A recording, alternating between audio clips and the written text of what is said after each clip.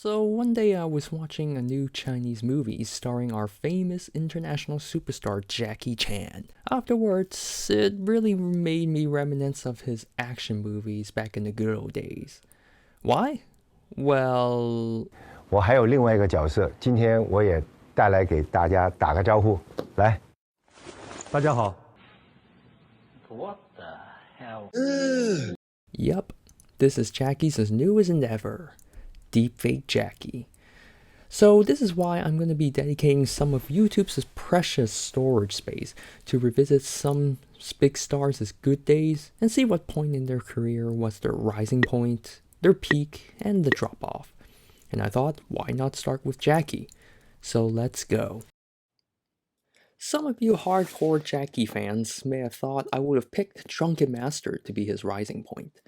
Although it is a very good movie that I enjoy many times over, I didn't pick it because it's not the style that we just associate him with. Drunken Master and his directorial debut, Fearless Hyena, still has a very rhythmic choreography, similar to like Peking opera, whereas Jackie is more tight and fast. Project A is really the first one that has all of that. In summary, for those who haven't watched it, it is about Jackie Chan playing a sergeant who battles pirates and corrupt police officers. Yep, it is really that simple, but it's very effective. This is where we would see the good old Jackie Chan's style of action comedy, which really resembles Buster Keaton. A lot of the times where he falls, showing painful moments, showing death-defying stunts that really make you question the safety standard of the Hong Kong movie industries back in those days. But it was definitely worth it. I bet some of you are amazed that I didn't even pick Police Story or even Drunken Master 2 to be his peak moment here. Now sure, both movies introduced some of the most memorable stunts and fight scenes in his career, but I wouldn't say either really introduced anything new. But whereas in Armor of God 2, he made his finale fight scene happen in a wind tunnel.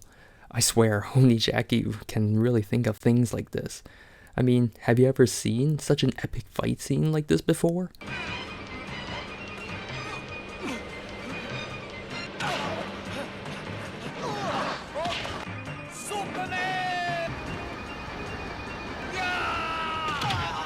But aside from creative action scenes alone, I'd say this movie had quite high value production.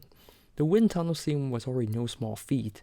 The production crew had to travel to Morocco, Spain, and the Philippines. And the use of practical effects and miniatures make it quite the relief to watch after being bombarded with CGI in today's movies. After this, of course, Jackie have had bigger movies with bigger budgets attached to it, but almost all really follow the same formula, until near the mid-2000s. Around this time, Jackie has been experimenting with more dramatic roles and darker themes in his movies, like the ones we see in New Police Story.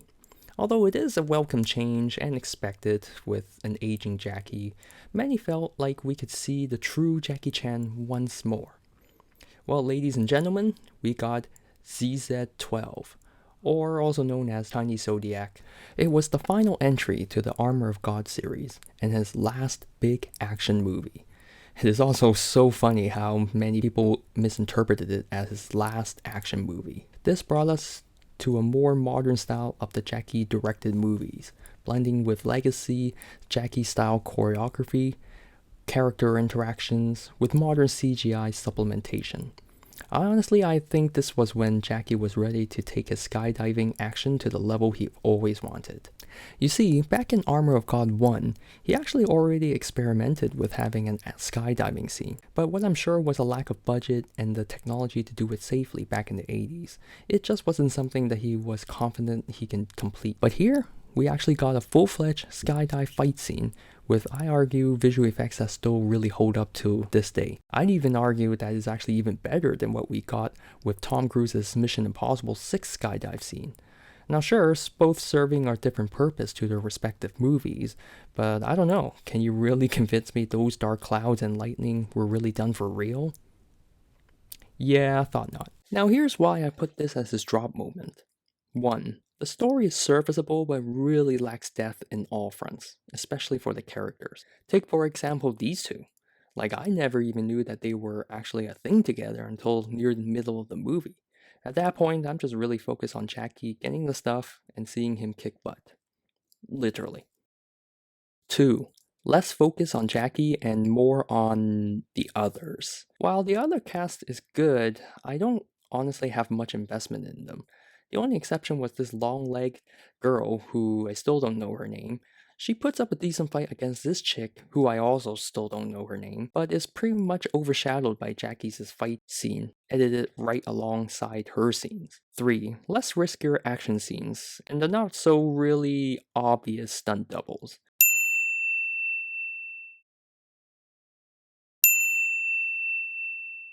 I mean, I get it, he's old, so I can't expect him to be still doing everything himself, but still, it's just something to note. After ZZ12, Jackie's movie path has been interesting to say the least. Some barely okay, some...